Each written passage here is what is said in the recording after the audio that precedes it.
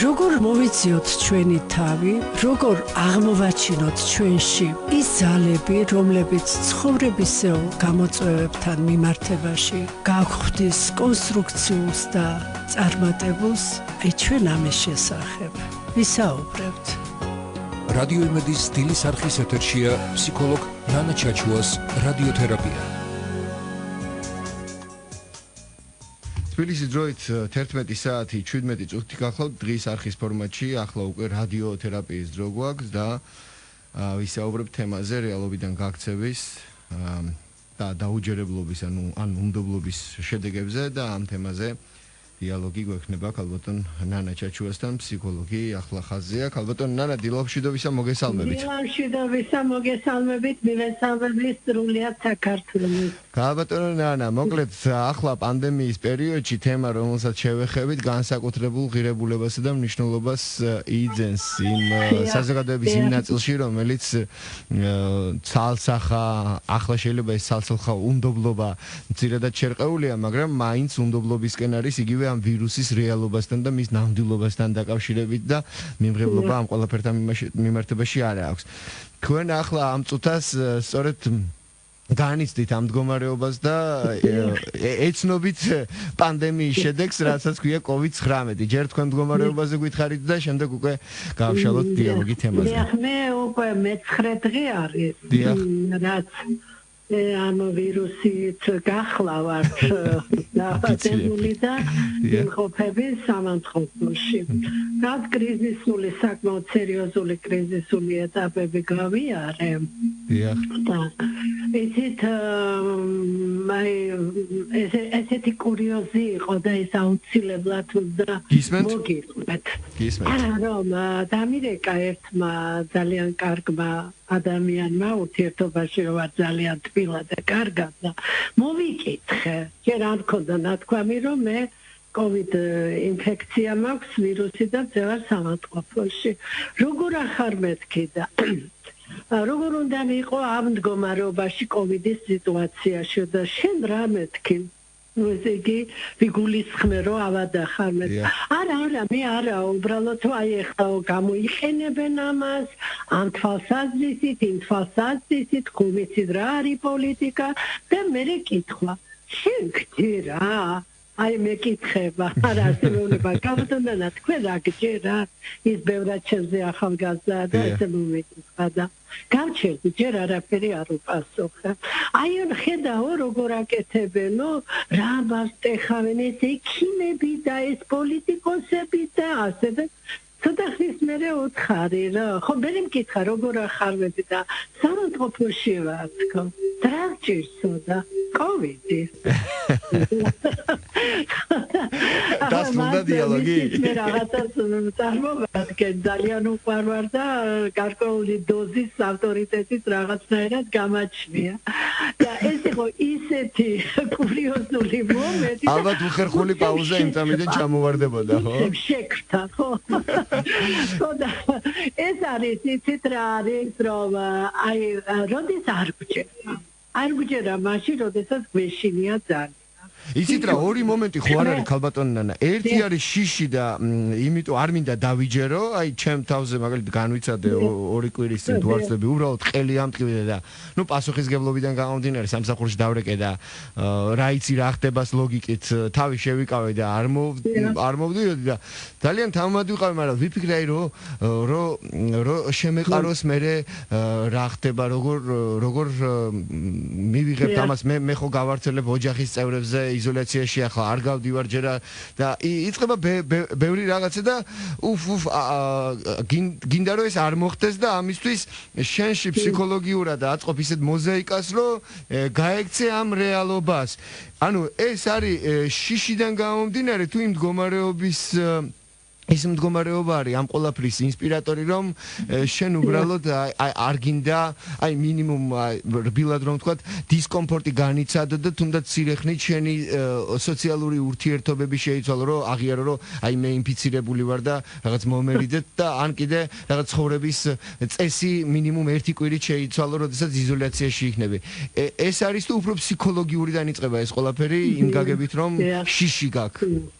აი თქვენ რაც თქვით ერთ შემთხვევაში შიში და მეორე ის რომ ცხოვრების ჩვეული რეალური რაღაცა რიტმი არ დაგიყვანს ხო მე გეტყვით რომ რეალობასთან მიმართებაში ამას ხაზგასმით აღნიშნავ რეალობასთან მიმართებაში ერთი ვაია და მეორე ვუი იმიტომ რომ ერთი დიდი რეალობის დაკარგვის დიდი ალბათობა და მეორე რეალობის დიდი ალბათობა დაკარგვის ალბათობა და აი ამ ალბათობაში თავს რომ ჩაიყენებ და რეალობას გაექცევი რეალობა ისევ თავის ადგილზე რჩება ამიტომ ეს რეალობა მოგიკაკუნებს კარებზე და ამიტომ ყველაზე მთავარი და მნიშვნელოვანი ის არის რომ იმ წამშივე, იმ წუთშივე, აი ეს დაძაბულობა მოუხსნა საკუთარ თავს და შიში მაშინ ჩდება და შიში არსებული ტანჯვა მაშინ იწყება, როცა რეალობას გაურბიხარ. მიიღე ის რეალობა, რაშიდაც ხარ და აიღე მასზე პასუხისმგებლობა.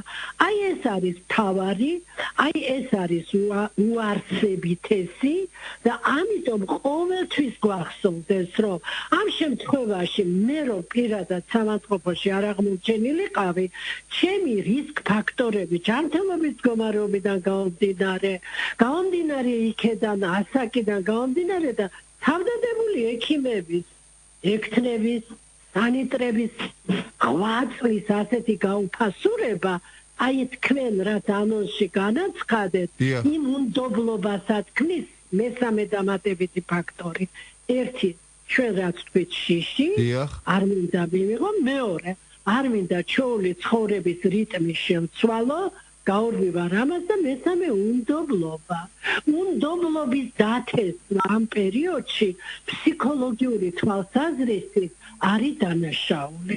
თუ სამართლებრივად არა, ფსიქოლოგიური, მორალურით, ეთიკურით, ყველანაირი თვალსაზრისით არის დანაშაული.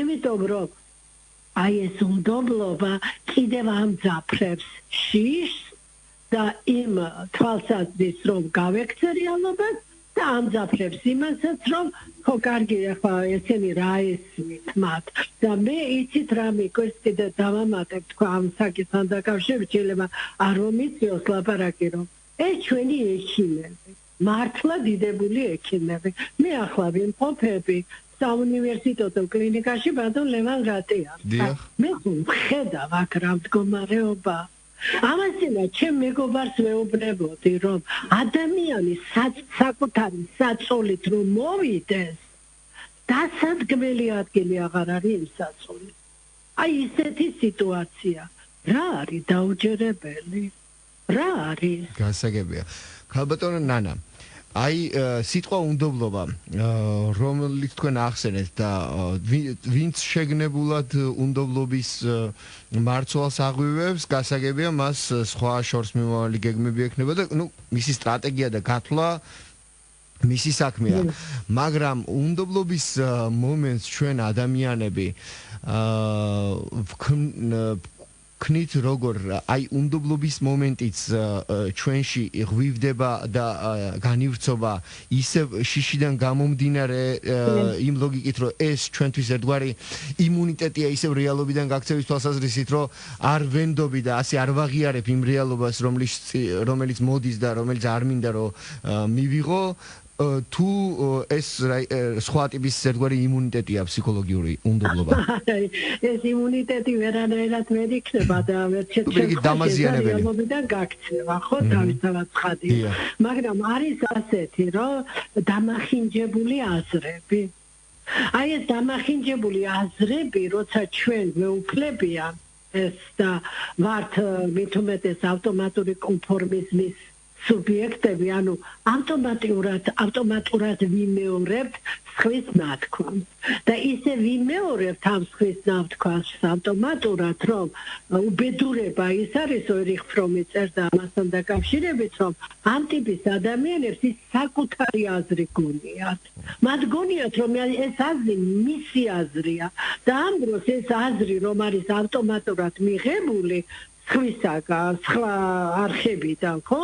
და ასეთი არხები ჩვენთან პირდაპირ მნიშვნელობით საინფორმაციო არხებიც არის და გადატანითი მნიშვნელობით და როგორც კიდაც ისე გაიგეთ უამრავია და ამას კიდევ საქართველოში იცით რა დაემატა საოცარი კონტრასტი დავინახეთ ჩვენი ექიმებისა და ჩვენი ქვეყნის გარეთ მცხოვრები და მოღვაწე ექიმებისა ქვეყნის გარეთ საზღვარგარეთ რომ არიან ჩვენი ექიმები საერთოდ ხო არც ერთი მათგანი მით უმეტეს ახლა ამჯერად ინფექციონისტები ბატონი გამყრელიძე იმნაძე ცერცვაძე ეს საუკეთესო აი ღმერთით მოვლენილი პერსონები ახლა და მერე ექიმები და თუნდაც ჯერ ექიმები და მერე პერსონები ხო პიროვნულობაზე ლაპარაკობ და პიროვნულ მახასიათებლებს როგორ გაურბიან რა რუდუნებით ცდილობენ რომ პოლიტიკის რაღაც მომენტად არ იქცნენ თავად და თავიანთი ნათქვამი როგორ კვალდაკვალ მისდევენ ჟურნალისტები როგორ არიან ჩასაფრებულები იქნებ რამე წამოაცდევინონ რომ მერე პოლიტიკის საბურთაო საგნად აქციონ სიტყვა და მაინც არც ერთხელ არ დაცდენია და ამ დროს საქართველოს საზღვრებს გარეთ მცხოვრები და მოღვაწე ექიმები შეიძლება პროფესიონალურად ძალიან მაღალ დონეზე და ამათგან უმთავრესი ნაწილი როგორც ცეცხლს აღვივებს როგორ უნდობლობას თესავს ჩვენ საზოგადოებაში რომელიც საკმაოდ მოწყვლადი არიან შიშის პროცესში როდესაც ადამიანი შიშია იმყოფება ხომ არის ანდაზა შეშინებული ძაღლი მთვარეს უტევდა უხებთაო ხო ასეთი შეშინებულების როლში როცა ვარ არავინ არ თქვასო ძაღლშევადარე საზოგადოება ეს ანდაზაა და სხვა მეტი არაფერი ხო აი ამ დროს საზღვარგარეთ მცხოვრები ექიმების საკმაოდ სოლიდური ნაწილი შიშსაც აღვივებს უნდობლობასაც აღვივებს ექიმებს შეურაცხყოფას აყენებენ საკუთარ თავს ღალატობენ ჰიპოკრატეს ფიცას ღალატობენ იმიტომ რომ ეს ინფექცია და ინფექციის მიმართ დამოკიდებულება ხალხური ნახეთ როგორია გნებავთ წითელა გნებავთ ჩუტყვავილა გნებავთ ნებისმიერი ყბაყურა უმღეროდნენ იმიტომ რომ აქ მთავარი არის ადამიანის გუნება განწყობილება აქ თავარი არის ისი ადამიანის შინაგანი დაჯერებულობა რომ გარეთ სამყარო კეთილია და უყვართ ის მე აქ ამ სამანტყოფოში ბადო ლევანდატიანი სამანტყოფოში რომ შემოვედი შემოვდგი ფეხი თუ არა აი კარებში რომელიც დაცვა არის ხო თუ ვინც არის ის და მე კიდე მეუბნება რომ პირადობის მოწმობა მე ისე წამოვედი პირადობის მოწმობა საერთოდ არც გამხსენებია ხო ისეთი მძიმე მდგომარეობით მოვდიოდი და არა მაქვს მეთქი არაუშავს ქალბატონო და მე ზეპირად მახსოვდა და უთხარი და კაცინო არაუშავს რომ არ ყოფილიყო იქიდან აბა მიმღებშია და იცით რა არის ყველას ახსოვდეს ინფექციურ დაავადებებს ხალხში ძველად უწოდებდნენ ბატონებს და უმღეროდნენ მას და ჩვენ თავზე გვამხობენ გვეუბნებიან ექიმები გვატყუებენ ხელისუფლება არაფერს არ აკეთებს და აქ ამ დროს რა სიტუაცია არის და აი ეს უნდობლობა არის ცილის წამებიდან გამომდინარე და ყველამ ვინც რელიგიურია მით უმეტეს და ძალიან ბევრია ეს ადამიანები რომლებიც ამ უნდობლობის მორევში პრიალებენ რელიგიურები ეგრეთ წოდებული და ჩაიხედო და მეცხრე მცნება ნახონ არა ცილს წამო მოყვასა შენსა ტანჯვითა ტყუილითა და იმ ექიმებმა მინდა გაიგონონ კარგად გაიგონონ საზღვარგარეთ მცხოვრები ექიმები ნუ შეუშლიან ჩვენ მზრუნველ და ყურადღებიან ექიმებს ხელს აქ სანიტარი რო შემოდის იცით ვცდილობთ რომ აი თვითონ ფეხიც კი არ შემოდგას როგორმე იქნებ ჩვენ გავაკეთოთ იმიტომ რომ ხომ არის იცით ადამიანური ურთიერთობა რომ მათ ყველაზე მეტად ხო მეტპერსონალია დაინფიცირების რისკის ქვეშ. ასევე ექთნები, ასევე ექიმები, ხო? და ისინი რო დადიან რა აღკაზმულობაშიც არიან, რა ჩაცმულობაშიც არიან, როგორ უძლევენ კოსმონავტები და ჩვენ ქალბატონო ნანა პირბადეებით რო დავდივართ ეს გვიქმნის დისკომფორტს და ახლა ძლივს ვეჩვევი მიკროფონთან სხედვართ და პირბადე გვიხლის ხელს, მაგრამ რა რეალობაა. ქალბატონო ნანა, ახლა მცირე სარეკლამო პაუზაზე გავიდეთ და შემდეგ კვლავ განვაგრძოთ საუბარი პირდაპირ ეთერში რადიოთერაპიის ფორმატში. რადიო იმედის სტილის არხის ეთერშია ფსიქოლოგ ნანა ჩაჩუას რადიოთერაპია. ბრუნდებით პირდაპირ ეთერში რადიოთერაპიის პარლებში დიალოგი გავაგრძოთ ქალბატონ ნანა ჩაჩუასთან, რომელიც ახლა როგორც COVID ინფიცირებული იმყოფება კლინიკაში და იზოლაციაში მყოფი გვერდება პირდაპირ ეთერში. ქალბატონ ნანა. საინტერესო იქნებოდა თქვენი განმარტება შემდეგ საკითხზე. ჩვენ კიდევ ერთხელ შევახსენოთ რადიოს მომავალს, რომ საუბრობთ ჩვენი თემა საუბრის არის რეალობიდან გაქცევის უნდობლობის თუ დაუჯერებლობის შედეგები. და ჩვენ თანამედროვე ეპოქის ადამიანი მესმის რომ ისტორიის ყველა ეტაპს აქვს თავისი გამოწვევები, თავისი პრობლემები, თავისი სირთულეები.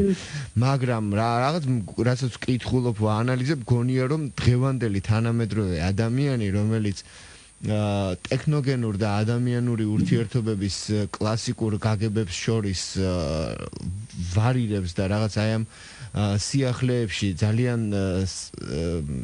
რთულად ირევა და სწრაფად ცვალებადი რეალობა გვაქვს. აი ამ პერიოდში ადამიანების მიმღებლობა როგორც წესი ყველას ინდივიდუალური აქვს და სხვადასხვანაირი აქვს, მაგრამ ამ პერიოდში ხო არ თულდება კიდევ უფრო აი კითხვა მიყვავს შემდეგისკენ, რომ თანამედროვე ადამიანისთვის ხო არ თულდება რეალობის აღქმის გაგება. ანუ თითქოს რეალობა არის რამდენიმე საინფორმაციო ნაკადი ავიღოთ, სოციალურ ქსელში ყოფნა ავიღოთ და კიდევ აი ინტერნეტით და თუნდაც კომპიუტერული თამაშებით შექმნილი ვირტუალური რეალობა. ანუ მინიმუმ 3 რეალობა არის, რაც ახლა ჩამოვთვალე და ადამიანები თითქოს იღლებიან, რომ სულ ეძებე ეს ერთი რეალობა და სად არის ეს ჭეშმარიტება და თითქოს ფარხვალს ყრიან და მე უსმენენ ვიღაცა ერთს, რომელმაც წაიკითხა 5 წიგნით მეტი მასზე, რა წიგნი იყო და რა ხარისხის ეს ცალკე საგანია, მაგრამ იმან თქვა და ნუ რადგან იმან თქვა, ესე იგი ესმის და მოდი მეც იმას გავიმეორებ. ეს თანამედროვე ადამიანის პრობლემა განსაკუთრებულად არის, კიდევ ერთხელ ვიმეორებ, რომ სხვა ეპოქაში სხვა გამოწვევები იყო და ალბათ ასეთივე იყო, დიდი ცვალებადობა არ არის, მაგრამ დღეს აი ეს ტექნოგენურობა გვირთულებს აზროვნებას. ეხლა ესეთ რა არის, ეს არის გამოწვევა ერთგვარი და რატომ ახლა გეტყვით, რომ ადამიანი არის სწორედ ის, რომელიც პასუხისმგებლობას იღებს თავისთავად, ერთადერთი არსება ამ სამყაროში ესაა. ამიტომ არის, რომ ადამიანი არის თავისუფლების სუბიექტი, ადამიანი ერთადერთი არსება, რომელსაც აქვს თავისუფალი არჩევანის უფლება. აი სარტრი ამბობდა, მე ვარ ჩემი არჩევანი, რას ვირჩევ, ხო? აი ახლა ნახეთ, თქვენ ამბობთ და სწორად ეს გახლავთ პრობლემა, რომ ინფორმაციათა დიდი ნაკადია და ერთი არხიდან მოდის უამრავი ინფორმაციები, ანუ მრავლად მოდის, მაგრამ თვითონ ინფორმაციათა სიმრავლეც დიდია. ანუ ინფორმაციის ნაკადი წარმოიდგინეთ, რომ ზღვაში შედიოდეს რამოდენიმე დიდი ნილოსი. ეს კერა უბრალოდ დაუჩვათ ხელი. ანუ იმასთან შედარებით, ნილოსთან შედარებით, ნუ არაგვი პატარა მდინარე, ხო? აი ზღვაში შედიოდეს უამრავი ნილოსი. და რომელს რა მოაქვს, რა შლამი, რა სუფთა წყალი, რა არის, ხო და შენახარ ეს ზღვა. აი ეხლა შენზეა დამოკიდებული როგორ გაფილტრავ ამ ყველაფერს? ის რეალობა განაინფორმაციის დონე იყოს, განაინფორმაციების მიხედვით, აი ის ზღვა იყოს დაუშვათ, რომელიც არის ხო მეტაფორულად ლაპარაკობ. შენ ცოცხალი ადამიანი ხარ. მე ჩემში შემოვიდა ეს ნაკადები, ეს ინფორმაციები, უამრავი ნილოსები და უამრავ შლამი მოაქვს, კალახი მოაქვს. აკი ლაპარაკობდა კიდევაც რომ აი ჟან ბოდრიარი დიდი ფრანგი სოციოლოგი და თანამედროვეა, იმიტომ რომ 2007 წელს გარდაიცვალა. რომ ჩვენ ცხოვრობთ მედიის მიერ შექმნილ რეალობაში და აი ჯორჯ ორუელი როდის წერდა რომ აი აზრის პოლიცია არსებობს.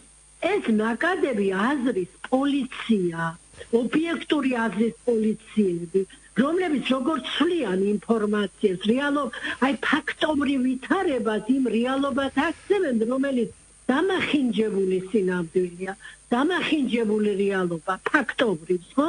და შენ გევალება, აი ეხლა ხარ ის, ვინც უნდა იყო. რომ ერთდროულად დაინახო ფაქტობრივი ვითარება და ერთობლივად უნდა დაინახოთ ის რეალობები, რომელსაც მოაქვს უყალბი ინფორმაციები. მოდის ნილოსები მოედინებიან, რომლებიც არიან შლამი, ტალახი, სიბინძურე, ყველანაირი სიბინძურე. და შენ ესეც გაქვს დასანახი, რომ ამათ სულ შლამი და სიბინძურე მოაქვს. ამიტომ შენზეა დამოკიდებული. შენს აზროვნების უნარზეა დამოკიდებული და კეთილი ინებე და მოთხოვე შენ თავს პასუხი. ერთმა დამირეკა ჩემმა ძველმა ასე ახალგაზრდობაში რომ ჩემი სტუდენტი იყო და ეხლა უკვე მე მხცოვანი ვარ და ის მხცოვანობასთან მიდის უკვე ახლოს და მელაპარაკება ისეთ რაიმეს ისევ ამ კომიტთან დაკავშირებით რომ რა ვქნა მე ამჯერად რაღაცები და მე უთხარი რომ იცი რა ეს იმ რეალობის პრობლემა კი არ არის აი იმ ფაქტობრივი ვითარებების პრობლემა კი არ არის შენ რომ არ გჯერა და ჩემი ემოციური კავშირი ამასთან ასეთი და ასეთიაო და თეოთხარი ეს შენი პრობლემა ეს შენშია ეს პრობლემა შენშია იმიტომ ეს პრობლემა რომ შენ ვერ არჩევ სინამდვილეს იმ სინამდვილეს რომელიც ინფორმაციები ხო სინამდვილეა ჩართეთ არხები და ნახეთ რა სინამდვილეა ცერცვაძე გუშინ წერდა ისეთ რამეს ტელეფონში წავიკითხე იმ ორექიმ დიდი სირცხვილი რომლის ადრესატიც ცერცვაძის სტატია იყო და პასუხი ეკუთვნოდა იმ ორექიმ სამუდამო სირცხვილი იმიტომ რომ ერთი არის ის ნაკადები რომლებიც მათგან მოდიან ბინძური ნაკადები და იმ ტელეარხებს კიდევ და ის რაც არის ფაქტობრივი ვითარება ერთდროულად ფაქტიცაა და რეალობა კი ბატონო ეს ინფორმაციების ფაქტიცაა და რეალობაც მაგრამ სინამდვილე ერთია და შენ ყველა გაქვს დასანახი ხუთი კაცი იტყუება იმ ხუთი კაცის ტყუილი გაქვს დასანახი და ფაქტი გაქვს დასანახი ფაქტია მაგრამ არის აი ჭეშმარიტებაზე ხომ არის რომ სარი და აი ლაბარაკობენ ხო სარი და ყალბი ჭეშმარიტება ერთია ჩემი შეხედულება შეიძლება სარი იყოს და ყალბი იყოს აი იდეოლოგიაზე ლაპარაკობენ სულხედელობაზე ლაპარაკობენ სულხედელობა შეიძლება იყოს ჭეშმარიტი და შეიძლება იყოს მცდარი პოზიცია შეიძლება იყოს ჭეშმარიტი და მცდარი მაგრამ ჭეშმარიტება ერთია და იმასაც თუ არ მიხვალ ჭეშმარიტება როგორია იცით ცხვირპირს დაგამტვრევინებს და თავის თავთან მაინც მიყავს და ასეთი ცხვირპირ დამტვრეული რამდენია ეხლა საავადმყოფოში და აქაც ალბათ გასაგებია რამდენია ეხლა ალბათ ნანა დიდი მადლობა იმისთვის რომ ჩაგვერთეთ პირდაპირ ეთერში იწურება სამწუხაროდ ჩვენი დიალოგისტის გამოყოფილი საეთერო დრო და ამ შემთხვევაში კიდევ ერთხელ აღნიშნავ რომ კოვიდი იყო ერთგვარი მიზეზი ჩვენი მხრიდან ამ თემის განვრცობისა თუმცა კოვიდის ნაცვლად შეგვიძლია ნებისმიერი თემა განვიხილოთ ადამიანისთვის რომლის მიმღებლობაც არ გვინდა ხოლმე და ჩემი სუბიექტური რეზიუმე არის ასეთი რომ აი ამ გაუთვლელ და არაპროგნოზირებად სამყაროში იმისთვის რომ ადამიანმა სწორად მოახერხოს ფილტრაცია და კი არ გაექცეს არამედ მომზადებული შეხვდეს იმ რეალობას რაც არსებობს ალბათ არის პირველ რიგში მაინც იმ საკუთარი შიშებისგან გათავისუფლება და ეს ყველაზე რთული მომენტია, ანუ ადამიანმა ბრძოლა პირველ რიგში თავისთავთან არ უნდა შეწყვეტას. და მე მინდა გამოჯანმრთელება გისურვოთ თქვენ, აბსოლუტურად ყველა იმ ადამიანს, ვინც კლინიკებშია, არ ვიცი და ჩვენგან ძალიან დიდი გულითადი მოკითხვა გადაეცით ბატონ რატიანს, თელს პერსონალს და ყველა იმ ადამიანს, ვინც სამედიცინო სფეროშია ახლა და ფრონტის წინა ხაზზე. მადლობა კიდევ ერთხელ რადიო იმედის ფენელს შევახსენებ, რომ ჩვენ ახლა რადიოთერაპიის ფორმატში ალბათ ნანა ჩაჩუას ვესაუბრებოდით, მე ვასრულებ თქვენთან საუბარს ამ ფორმატით, მცირე სარეკლამო პაუზის შემდეგ დიტო მარინაშვილი გავაპირდაპირ ეთერში და სპორტის სიახლეების შესახებ ისაუბრებს. მე კი საინფორმაციო გამოშვების დასრულების შემდეგ შემოგიერთდებით კვლავ პირდაპირ ეთერში. როგორ მოვიციოთ ჩვენი თავი, როგორ აღმოვაჩინოთ ჩვენში ის ძალები, რომლებიც ცხოვრებისეულ გამოწვევებთან მიმართებაში გაგვხდის კონსტრუქციულს და წარმატებულს, აი ჩვენ ამის შესახებ ვისაუბრებთ. რადიო იმედის სტილის არხის ეთერშია ფსიქოლოგ ნანა ჩაჩუას რადიოთერაპია.